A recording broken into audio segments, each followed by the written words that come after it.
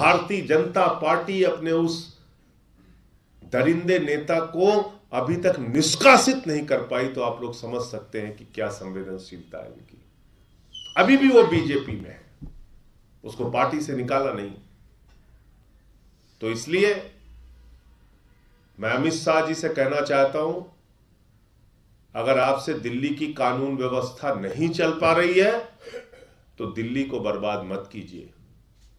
आपके गृह मंत्री बनने के बाद दिल्ली के न्यायालयों में हत्या का मामला आया, दिल्ली में छात्रों को दौड़ा दौड़ा के पीटा गया, वकीलों को दौड़ा दौड़ा के पीटा गया, गैंगवार दिल्ली की सड़कों ने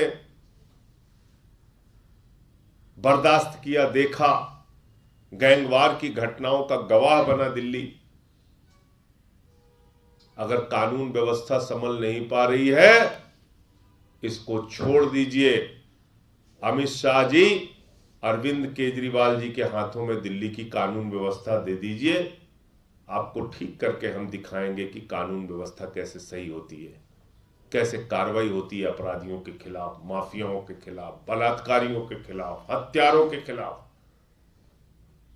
आपका पूरा का पूरा तंत्र, पूरी की पूरी पार्टी ऐसे अपराधियों के संरक्षण में लगी हुई है।